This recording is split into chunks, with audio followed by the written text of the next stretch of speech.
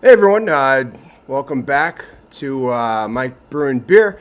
You're going to see the setup's a little bit different today, and that's because today we're actually in my garage. A little bit different today, and that's because today we're actually in a lot of the brews we do at the brewery. We actually test them out in our homebrew kits, and I'm going to be my lips are going to be partially frozen because right now in my garage it is 38 degrees and slowly rising. So, but yeah, we're going to do a little homebrew today, and for those of you who've been interested, you've seen the big kit, you've seen what we can do. As far as those larger ones, this is obviously a smaller kit. So at the brewery, if you guys remember, when we brew at about 7 barrels, so 300 gallons a brew. This is significantly smaller at 5, but you can, with the right amount of training, you can scale up to obviously. That's not difficult to scale up with that. So I think this will be an interesting. We're going to be in and out, actually. Basically, we're going to do a little bit of work, then kind of sit back. Then I'll go basically do an intermission, and then we'll be right back at it. So basically, we're going to have a few things going on today, and it'll be a few steps, and it should be exciting for you. Apologize for the lights in the background. They're motion sensor, and I don't have a better angle, so one of these days as I continue to do this I will adjust those, but more importantly is to pay attention to the big screen because that's where all the action is going to be taking place. But yeah, today we're doing a Russian Imperial Stout. I've done this for around 13 years. The one that I'm doing right now, I always do it once a year. For those of you not familiar with the style, it's a big, rich, complex, robust Imperial Stout. It's the biggest, at the time was one of the largest, the highest alcohol, the stouts. Of course now there's pastry stouts and other doubles that go far beyond this. We're talking about just reddish brown to jet black. Mine usually comes out more jet black. High alcohol. There's going to be legs, kind of like if you remember back in wine class when you circle the wine around the glass to check the legs, the alcohol in it. Flavor is going to be rich, deep, intense with roasted grains. What I do is I really mix a lot of English and American malts. So we start with low color Maris Otter, which is one of my favorite malts, LCMO for those in the UK. Chocolate malt, and we'll go to some crystal malt, some double crystal, English coffee malt, Irish stout malt, and then oats, and then barley and flaked. And we actually are going to have to leave off, I believe, the flaked barley unless I can go inside and get some. So I may have to do a quick intermission to see if I have that in here because I don't have that out here. I forgot that was one of the ingredients we were going to have today. But anyways, we will be right back. This is just kicking it off. And if you just stay with us and be patient, we'll get into grinding and then we'll get right into to the mash. So we'll be back in a minute.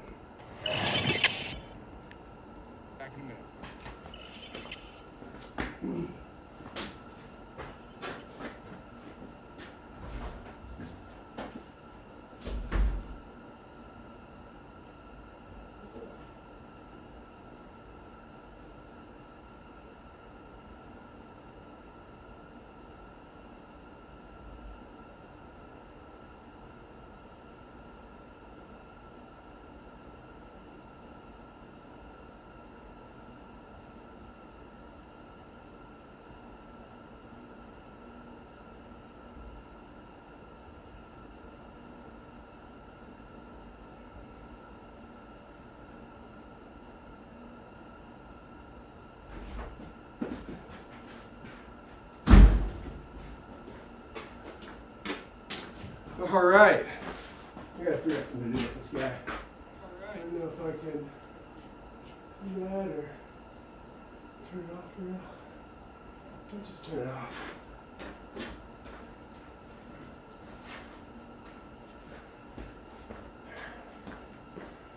All right, that should help out a little bit with that.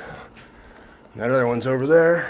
Well, we kind of need that one, so if that bothers you on that other side, I'm sorry about that. That's just one of the things that happens. All right, now we're back. All right, so just trying to get my. All right, now we're back. Get my deck over here a little bit. There we go. So I'll put something in the chat real quick. Sign into the trend. So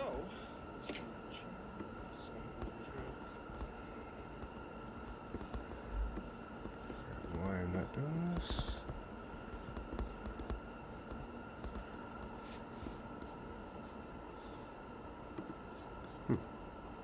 That's interesting.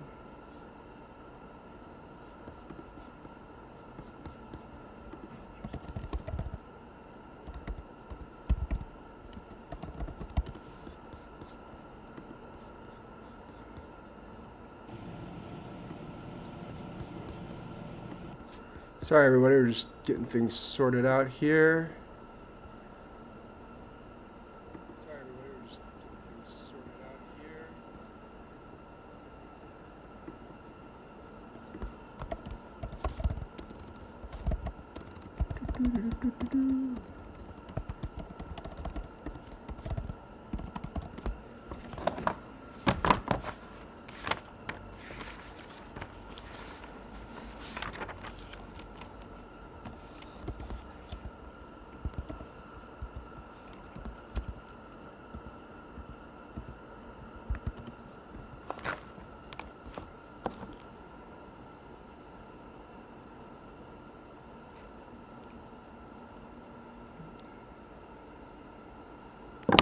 The 40 things you have to do now to log into almost anything.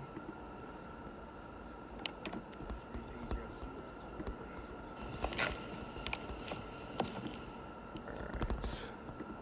Oh, for some reason this isn't working, so.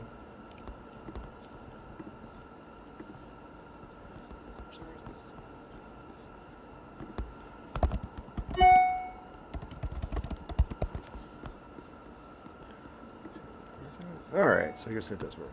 Well, we'll do it the old-fashioned way then. Should be interesting. Anyways, so to get started real quick, what we're going to do is when we have our water actually coming to temp, we're looking at 180, so we're already there. Strike water is at 180, which is what we usually do anyways. Safety first. Okay, so first thing we're going to do is we're going to crack open a grain. As you remember, all beer starts with this wonderful grain. Just call out the malt bill. We've got a lot of it, so when it's a big beer. And so right now, basically, we just do some grinding. And when you have a grinder, you got to make sure, or a mill, you got to make sure that you have it set to the right.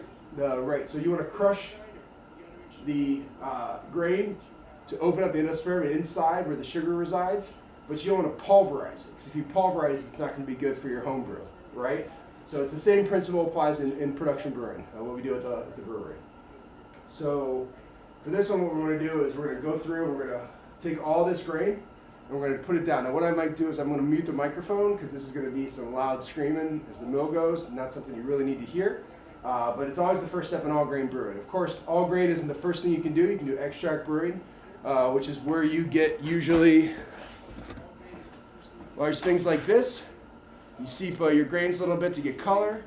You add this, and then you get to the boil. But of course, what we're going to do is actually get to do it all from scratch. Grain and glass, as they call it in the industry. But I'm going to put on mute, the mic on mute, and then we'll get going. If you have any questions, make sure to throw them in.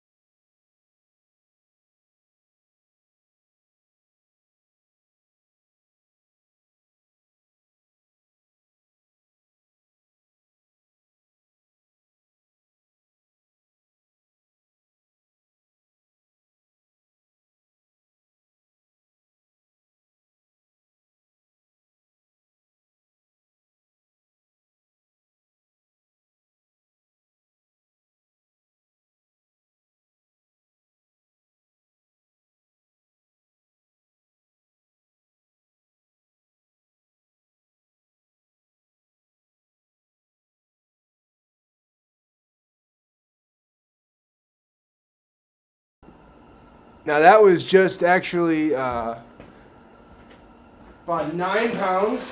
So now we go through and we're going to do the rest. We get our grain, we used to get our grain from a local shop, and then of course, as all local things do, that shop decided to close down. I think the family just was going in some different directions. It was a great local homebrew shop, amazing people. One of the owners of it was just an amazing brewer in his own right and a certified beer judge. But that's also what happens is, you know, if you want to get interested in home brewing, you may not be able to go to your local homebrew store. You may not have a local homebrew store, so you have to go online. And there's plenty of places online to go, and I'm not going to tell you which ones to go to because they're not paying me to do it. I'm not giving them any extra advertising. But there are ones that I go to more often than not, whether it's equipment, supplies, you can go to different ones. A lot of manufacturers are getting better about, for example, yeast, about buying directly from them. But for the most part, unless you're going to be getting big bags of grains, some 55-pounders, a lot of your 1-pound bags, like what you see me dumping out here, you're going to have to buy online if not from a local shop. Preferably, if you can get it from a local shop, get it from your local shop. The price is going to be quicker. You're not going to have all this plastic just hanging around, you know, just sitting there and being all plasticky. So, you know, if that's something that you're into, and you want to get into this, and you don't want to start an extract, or you've been doing extract and you want to go to all grain brewing, this is what you got to do. And you can store grain for a while, as long as you're storing it in a good environment. You're not getting weevils or any of those things that want to ruin your grain. You can store it for a while. I mean, obviously, it's the same thing as anything else, subject to humidity, and then making sure that if you've opened the bag, that you know you're either going to use the bag or not. So, back in a second. Going to be grinding here for a minute.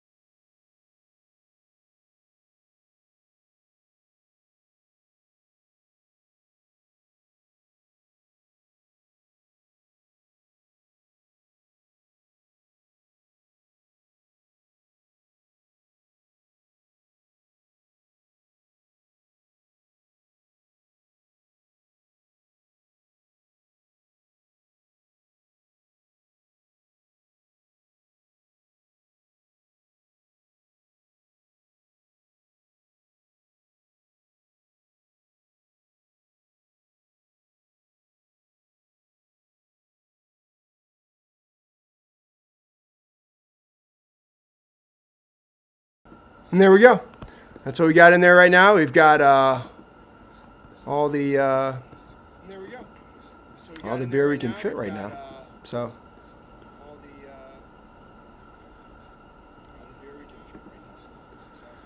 trying to look at what's going on here. I'm just going to try to test something out here. Welcome in, everyone. What's going on here? I'm just going to try to test something out here.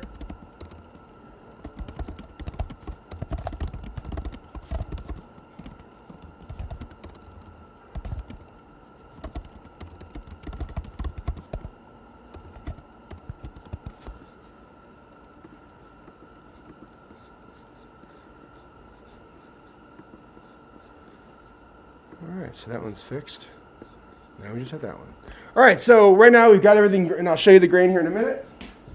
I'm just going to keep going on and off. Sorry about that, everyone. Alright, so right now we've got everything, and I'll show you the grain here in a minute.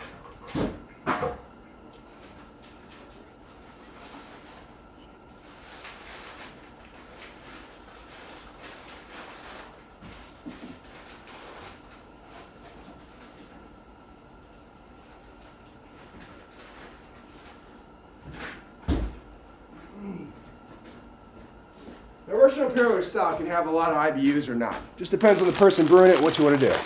These are our hops for today. Depends on These hops are ones that I grew by myself at home, right outside in the garden. A lot of people don't always do what's called mash hopping. I like to. When you're looking at, the IBUs on a Russian Imperial Stout, which is those international bitter units, which is, when people talk about like, I don't like IPAs, or they say, well, Russian Imperial Stout sometimes can have more bitterness than an actual IPA, right? But it's got the high alcohol, so it mutes that a little bit. Like if you're looking at Bell's Expedition Stout, Stone Imperial Stout, your local Imperial Stout, Thirsty Dog's got one, we've got, you're going to have those IBUs because you need that bitterness to balance out that sweetness, to balance out that alcohol. And so what I do is I grow my own hops. These are Columbus and Galena mix. We're using Galena today, so that's pretty appropriate. These are 3.4 ounces, which won't... Zeus. Which shouldn't contribute too much to it, but we always want to be careful not to overdo it when we're talking about hops in a beer. But it's my beer. It's my test beer. 13th year I've been doing it. I think I know what I'm doing. See what happens. So you're going to see this is my mash tun, right? So we're talking about a 10-gallon mash tun. Now look at all the grain that we just did. That is a bucket full of grain. So what we're going to first do is we're going to get water on the bed. Remember, we've already got our liquor here. We call it liquor in the industry, hot liquor, water. And we've got some chemical treatment, or some mineral treatments in it. Now, really fancy people have pumps and stuff like that. I'm not that fancy, so I don't have pumps. Pour this in to see how much we can get in there. Because as I said, this is the biggest test beer that I do. And so I'm always not entirely sure if I'll be able to get it all in there. Rolled oats, which we're going to put in there. Put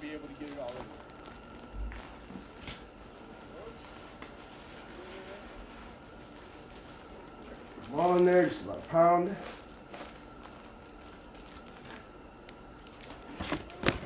We're going to add in our hops.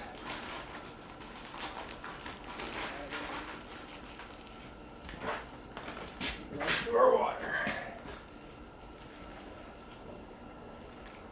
See how we're pretty much up to the top there. Might be a little room for a little more water. You probably don't need it. It's pretty thick. Thin mash. Immediately cover it. And then one thing we're going to do, which I haven't had time to do yet, is we're going to add two things. So when you're brewing big beers, and you want to get the most out of your yeast, one of the things you can do... So when you're brewing big beers, and you want to get the most out of your yeast... I'm getting some feedback here. One of the things you can do... is you can put amylase, or amylo, which is what we use, which is used to get more extract and break down long chain sugars, right? So when we're brewing, we're always trying to break down sugars because the more sugars we break down, the more we can get from the beer. All right, problem is right now I can't find my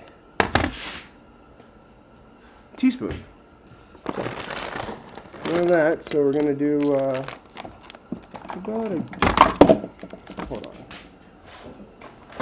And it's the wonderful thing world of homebrewing where not everything goes according to plan.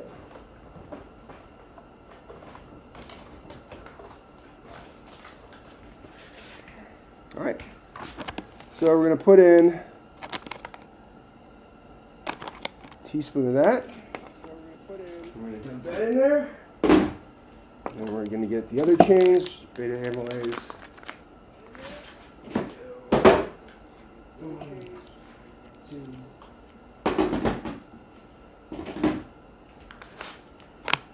There.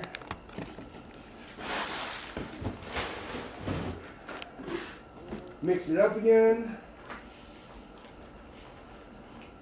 This amylo will carry all the way through fermentation, so that it actually will help us during fermentation to continue to break down and help the yeast along. So it's pretty valuable. We didn't used to use it at the brewery. We've used it a little bit more on some of the bigger beers to make sure we hit our targets. And targets being what we need right now is a temperature. Throw our gauge in there and see if we came close to what we were hoping to get. We're also going to set our timer, just like in the production brew. We do about a 75-minute soak. Production brew. We do about a 75-minute soak. About at 154, which is kind of where we want to be. A little higher. I think it's going to go a little higher, but I don't want to let more of this escape. So we're doing good. So when you're seeing also that I'm in a different, wearing something different, the reason is because when I brew at home, it's obviously community brewing company. So that's kind of my garage brew name. A lot of people have those. Of course, you know that I'm also a professional brewer, but it's always good to have an individual identity, obviously away from work, which is what this is. So again, if you have any questions, just throw them up in the chat. I'm going to turn the mic off and do a little background work. I'll try to keep the mic on. You can certainly ask me questions if you have them. But again, this is Homebrewing, Russian Imperial Stout. We've just mashed in. It's going to be an hour and 15 minutes, and so if people show up and we can get some chat going, great. But however, if we've not a lot to talk about, I'll come back and think of some topics. There are topics I'd like to think about, especially some of the equipment that we use. But I was really hoping to start a channel to kind of tell people what home brewing was like, to lead them into professional brewing. We have a lot less brewers going into professional brewing, especially because there's more breweries closing. But there's still going to be a need for that, and there's still going to be a need for people with that hunger for beer. And so if you've got that and you see you see something that you like here and you got a question, just shout it out.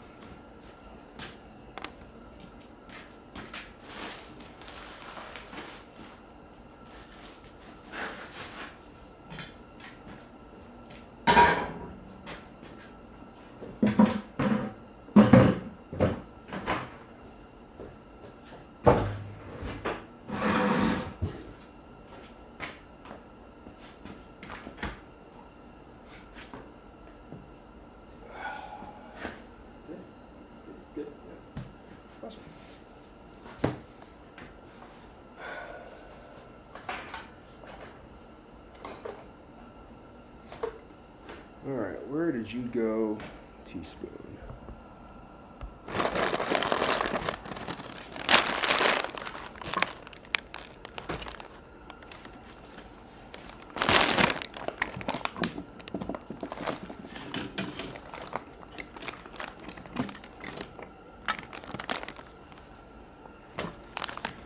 I had to guess. I'd say I kicked it on the ground. But I didn't.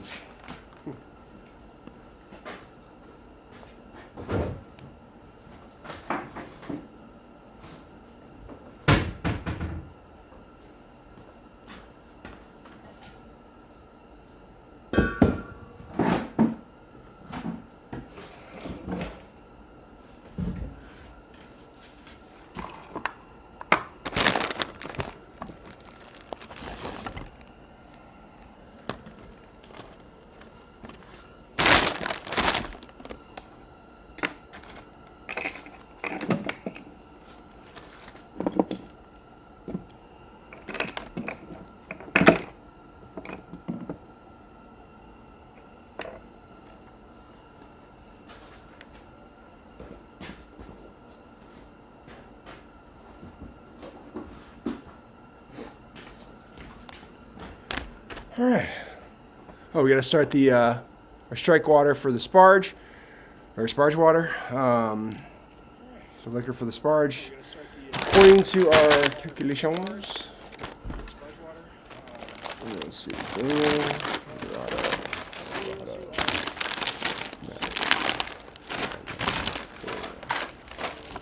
All right. Done, and then 1.5 instead of barley flaked, it was oats flaked. Actually, 1 pound. This goes in there.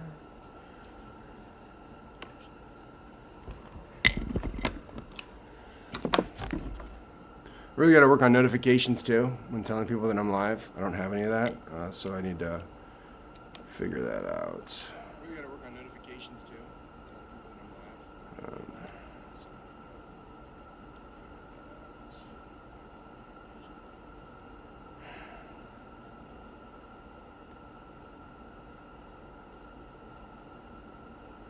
I guess I have to start a Discord.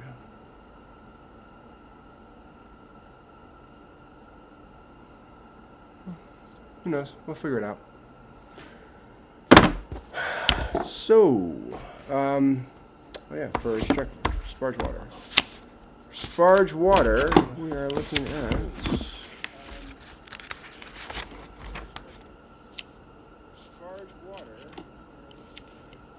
2 gallons. So because it's 2 gallons, so here's an interesting thing.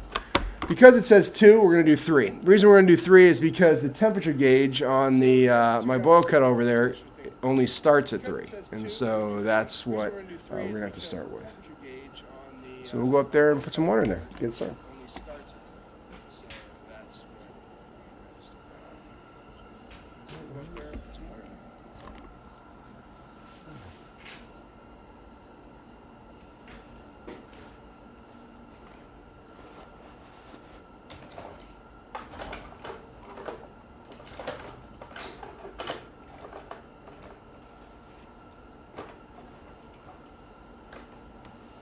All right, so I take it.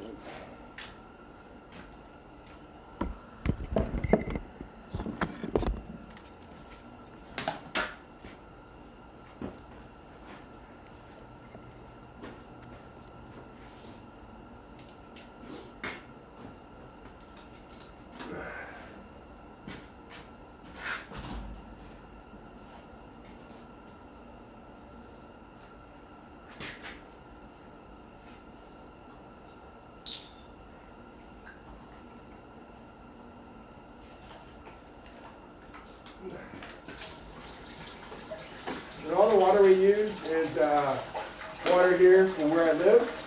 We ran through a filter to get the chlorine out, but the mineral profile and everything that we use in the water here is local water. I live right around a major river, and so we get a great aquifer from there. And I don't see a need to get RO, or when I first started out, I was taking spring water from a local store, and so as you can imagine right now, it was in 10 gallons of paying for spring water. I thought that was kind of ridiculous, and for the cost of a simple filter under your sink, you can get really good water.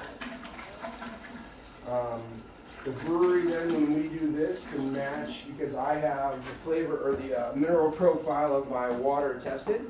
When we scale this up to the production brew, it will actually scale fine because we can match the same profile.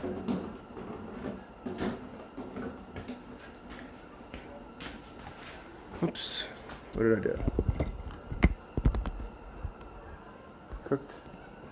Check it out. What happened?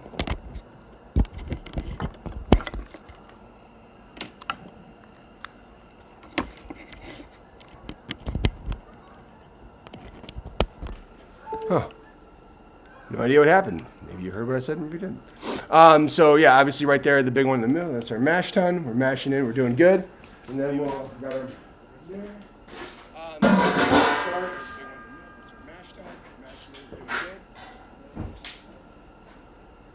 Now, a word about using propane inside your garage is don't be stupid. What I have my garage slightly opened. Right now, we've reached a comfortable 40 degrees in here. So in Ohio, that's balmy weather. What we want to avoid is basically creating an environment that is completely full of, not good stuff to breathe, I guess is the scientific way to say it. But yeah, and that's basically the start of brewing. We'll be here for a little bit. This part is not incredibly exciting. Then later on, as we go through, we can talk about things like yeast health or how to build a recipe. You know, there's a lot of areas we can go into depending upon what you all want to talk about. As you can see right now, there's you can see my breath, which means that's continually how cold it is in here. And that's the one thing about homebrewing too, is once you get into it, sometimes the conditions don't really, a normal person wouldn't go out and do their hobby, but for homebrewers, we'll usually persist and try to get it done. The best thing I can say to you is that you can start in the warmth of your kitchen on a stovetop, which is where all of us or most of us started. And then after that, though, you can transition to, some people have their own brew cave. I know someone who has their own brew barn. And so if those are the things that appeal to you and the more you scale up, really it is sky's the limit. You know, there's a lot of people with great systems that have all motors just like we use at the brewery to transfer liquor and wort back and forth to Vorloff and all this great things, and they make amazing beers. But even if you don't have that expensive stuff, you can still do it here. So just something to think about.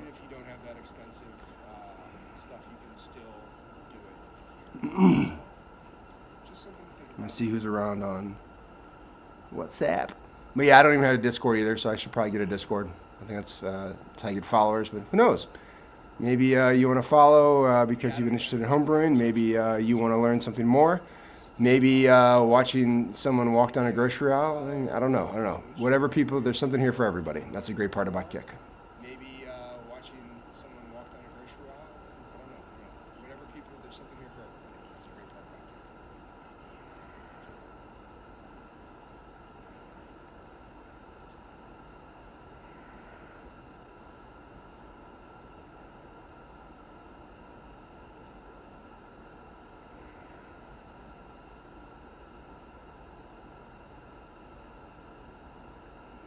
Mike likes beer. Mike has brewing. I didn't realize how many mics there are on YouTube. I didn't realize how many mics there are on YouTube.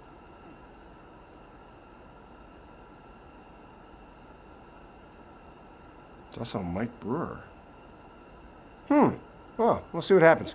Maybe Kick's the place to go anyways. Well, I will say the weird thing about streaming on Streamlabs is they don't seem to have a Kick chat integration, which is it's sometimes frustrating, I would think. But, you know, that is what it is.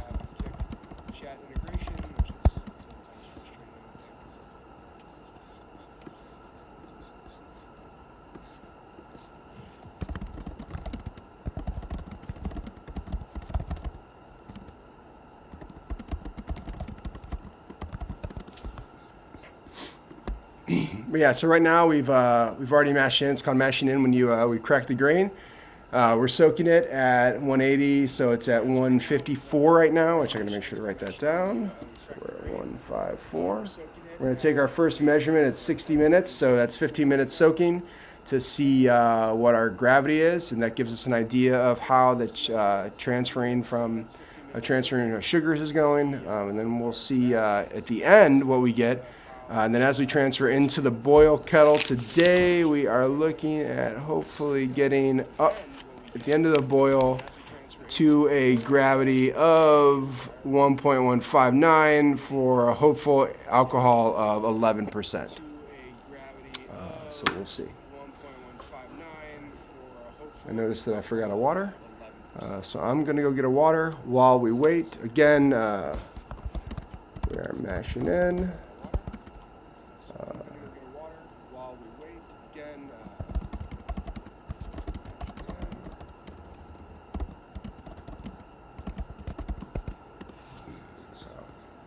Just leave little notes here.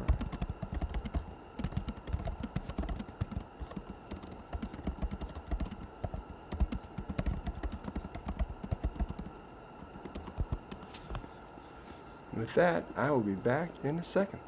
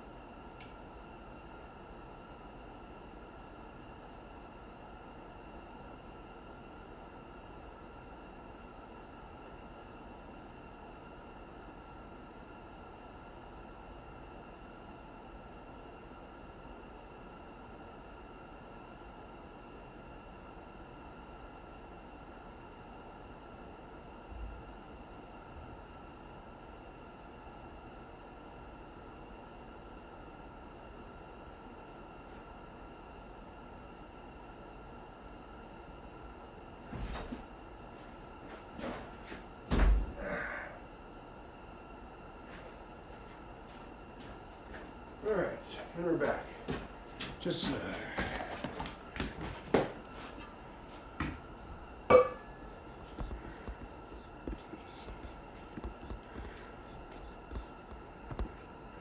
case anyone was wondering, it did not get any warmer outside right now. In fact, I'm going to close that real quick.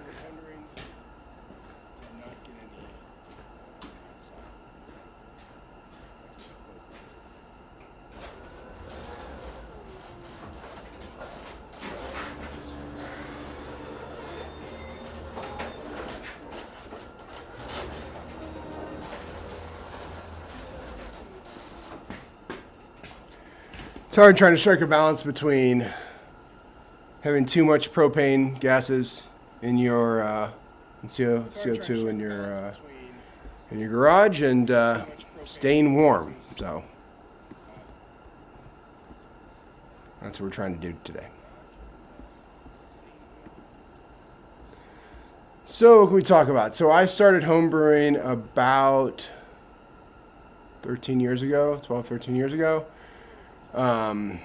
I've done a bunch of different styles. I transitioned into professional brewing about 7 years ago. Did a lot of home brewing even as I was a professional brewer working at the brewery.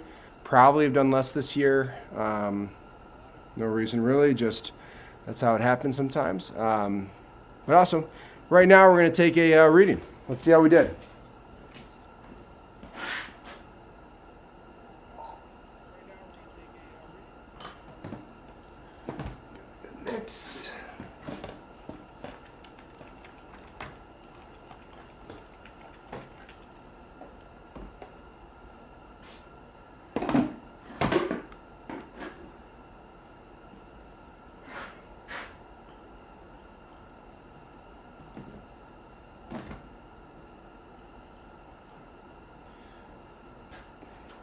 Good color. Look at that. Huh? We're going to take a little reading, so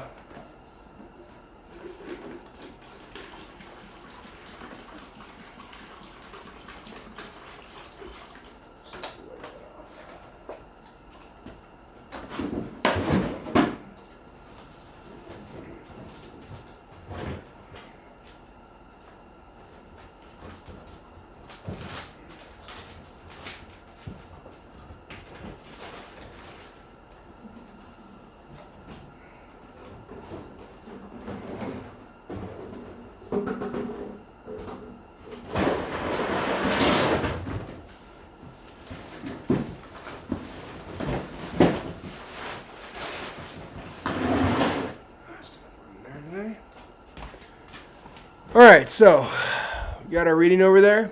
There's two things we need to do. First, you need to fill this cup. Just water.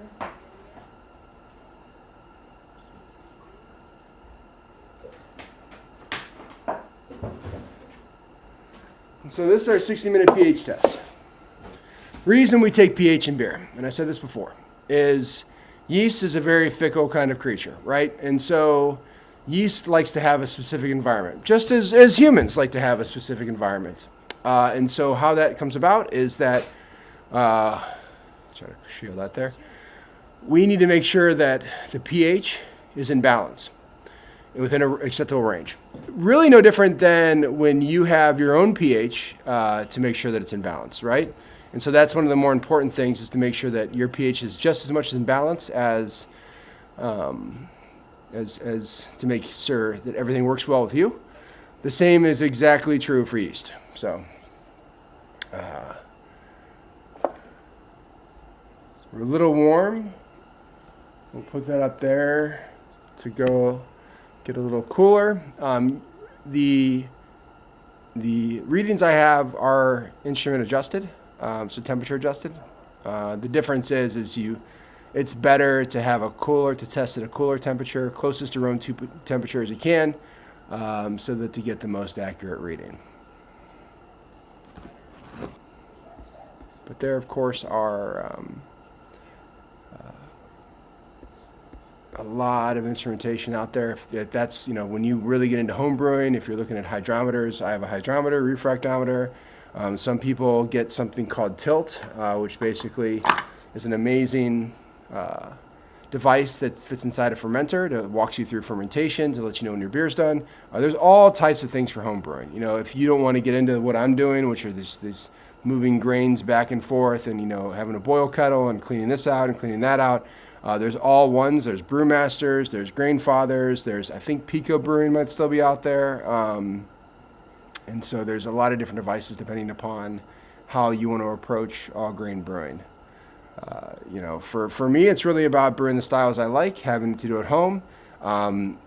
It's less expensive, but then so is mowing your own lawn. You know, if you had the choice to have somebody mow your own lawn or you want to mow it for you, I guess if you love the joy of mowing your own lawn, that's one thing. But at the same time, it's really the same as any other endeavor, that it's, when you're talking about the time, effort, equipment, and everything you put into it, it's a case of beer, you're really breaking even. But it just depends on if that's what you want to do, and if you like building, crafting, if you like cooking, this is a great hobby for you. A lot of it has the same principles as cooking. Make sure this is good. It feels good. Yeah, there we go. All right, so we got this guy. We don't need him anymore. Okay, we're done with him. I don't know if you heard it, but I had another heater going off because it is very cold in here. But I think right now we have the 2 propanes going, and so we should be fine.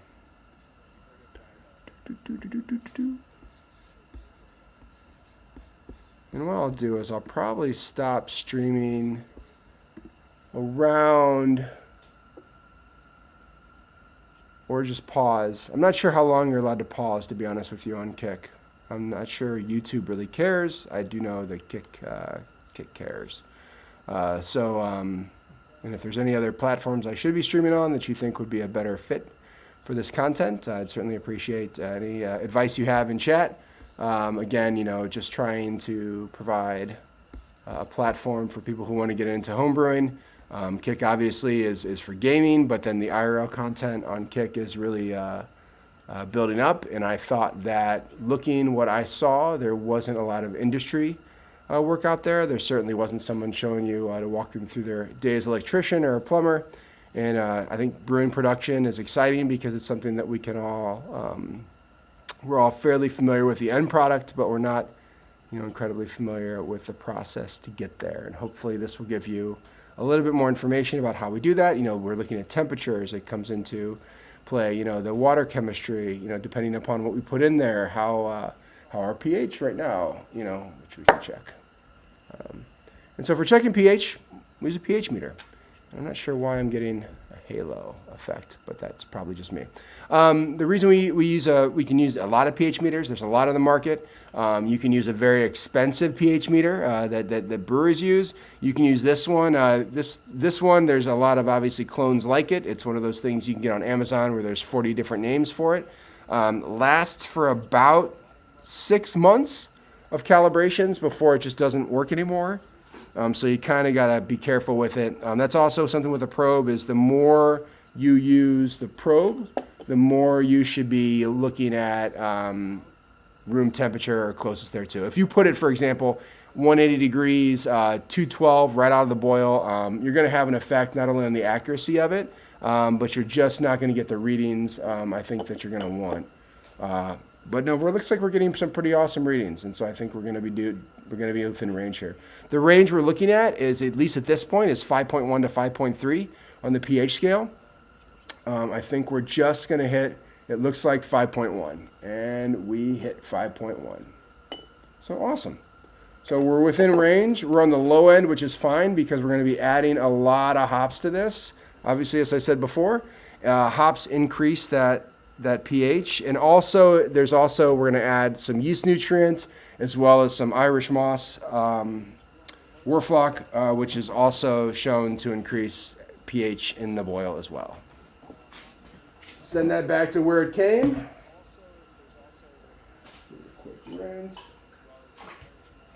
And ready for another reading. And yeah, I mean, that's what it is. I mean, if you're talking about as a hobby, you know, this may not be the best streaming content, you know, the more I think about it. But it is something I think that's interesting. It is a lot of hurry up and wait. Brewing is always hurry up and waiting. You're always mashing in, then waiting, transferring, then waiting, waiting to come to a boil, boiling, waiting to cool down. And so the boil is where we're going to stop today because the rest of the equipment I don't have out here. And so I'm going to have to be more prepared, I think, in the future. Really, this was served two purposes. One's to show you kind of the back end of how we get to production brewing, which is these small batch brewing to test out some of the recipes. Also, it's because, to be fair, I had put some graphics and did some things with Streamlabs, and I'm trying to figure out really what works and what doesn't for everybody as far as what can I see and what's out there.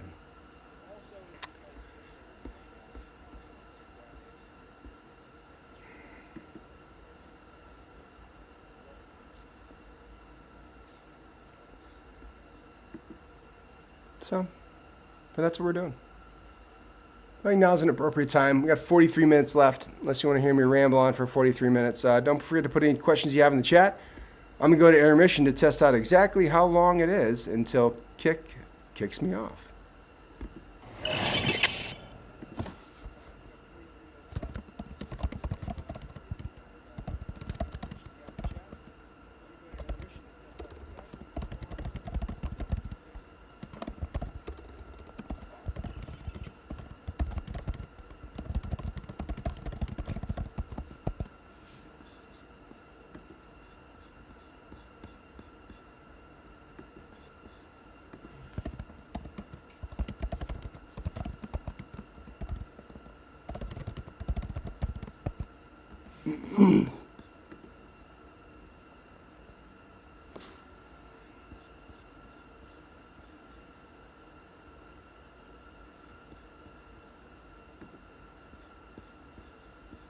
Oh, looks like they're both in here now.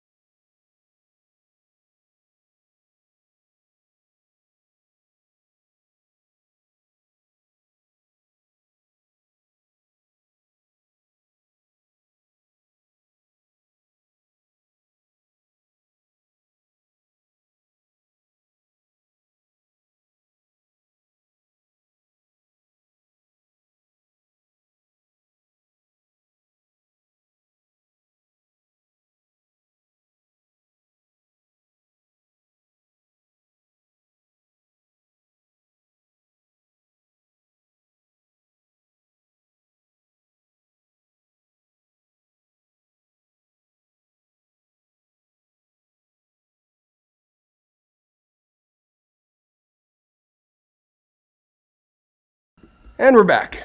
Sorry about that. Found out one of the things about keeping your equipment good is that one of my fermenters, which I haven't used in a while, developed some scale on it. So I had to go in there real quick, clean the scale up. So that's where we're at now. We're at 25 minutes until the end of the mash. We have our strike water for our sparge already done. We'll transfer that into our vessel. Give this a quick spin. Oh yeah, you see that? See all that goodness? You can smell it right now. You got a great scent on it.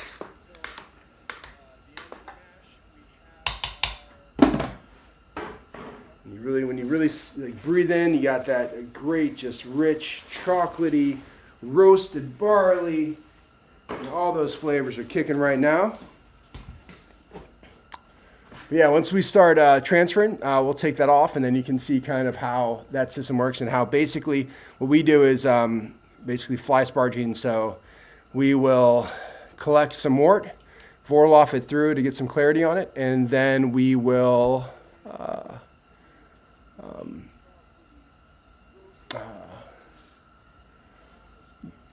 then rinse the rest of the bed with our sparge water to really get as much of that sugary wort, that converted sugar, out of those grains and into our boil kettle as much as possible.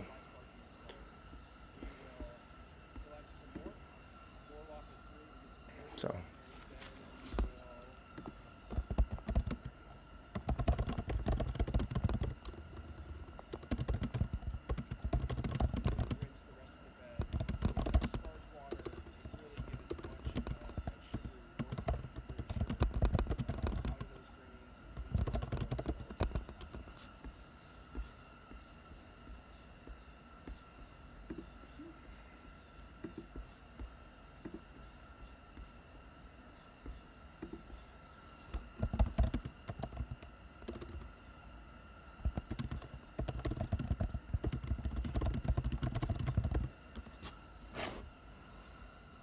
Also getting some weird thing. I think that what I'm using to connect all of this may be a bit wonky, and so we're just learning as we go here. Every stream trying to get a little bit more better at this, trying to figure out what people are interested in seeing, and then just getting out there and providing some good content. I also am on TikTok. That one actually has a fair amount of already established content. I just think it's weird to stream on there right now because I can't use this for it, and I have to use TikTok's platform. Obviously, they want that, which is great. But over 200 followers on TikTok. Posting things is we're getting some good reviews on it. But obviously, different platform. Whenever I go live there, it's just a different experience. I think that if I were to go live there now, I'd have to hook up another camera, and I'm not sure even how to integrate that into Streamlabs. That's still something I'm trying to figure out. So again, learning as we go. I think that all people that start streaming go through this, but of course, someone,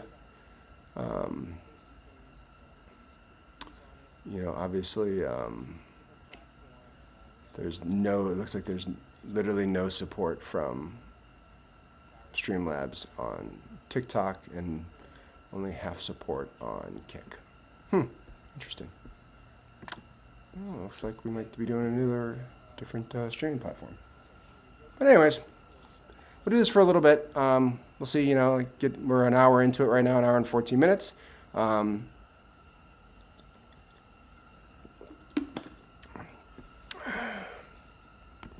Just the one viewer, I think. Definitely only have 3 followers. And 1 viewer. So not really getting the top of the promotions here, I guess, for this kind of content. But then again, not gambling or, walking down Fashion Avenue, which are both great streams and they provide a lot of content. It's just not what I do. I do brewing. And so we'll see what happens.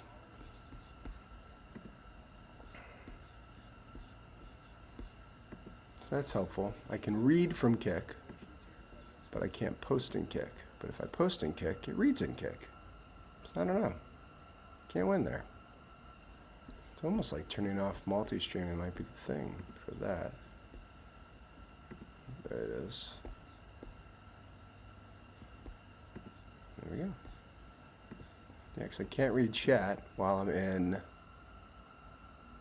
Streamlabs. Okay. Okay. 20 minutes left. We also have, we're sanitizing one of the fermenters right now. It's just a process of making sure that, you've gotten all the surfaces, and you have to have you can't sanitize an unclean surface. And so that's why I went back in there and did some cleanup work. But at the end of the day, you're hoping to get, a good start to brewing is always cleanliness for everything. And then hopefully later on, you can get good beer out of it. Really, again, as we talked about before, the only two things that really destroy beer are little nasties, light and oxygen. So light and oxygen, obviously, you can control for. Oxygen a little less so in your home brewing environment. But bacteria, you can usually try to tap out. You have to do that though in the fermenter side of it, what we call the cold side of it. The hot side obviously is going to get up to 212, which kills any bacteria in the wort.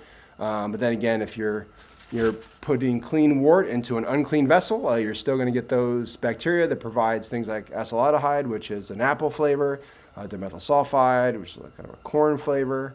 And there's tons of other compounds that I can't pronounce, like paper, wet dog hair, vegetable mercaptan, and things like that. And so you're looking to limit those or eliminate those off flavors. For some beers, for example, a Pilsner, you want a little bit of DMS in it. A typical Pilsner does have kind of a corn flavor in it to some extent. But for normal beers, those are all things that you want to strongly avoid. We're at 18 minutes, and I got to pull the yeast out of the fridge and get that cultivated, so I'll be back here in a minute.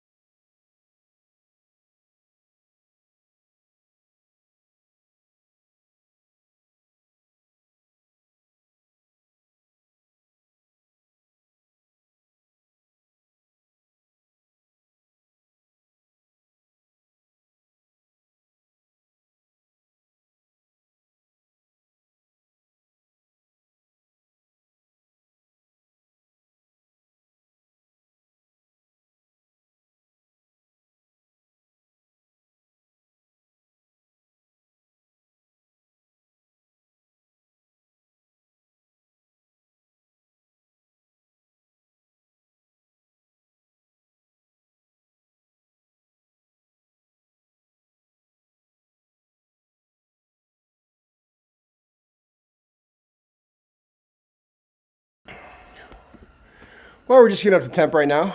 And I'm a little older, so that wasn't easy carrying that stuff around. But I think we've reached a point where a little over 2 hours, probably reached the point in which we're going to go through the boil. We're going to do a 90-minute boil. We're going to add 3 different hop additions, a bittering hop addition, and then basically all the way at the end, a 10-minute addition, and then a short whirlpool addition.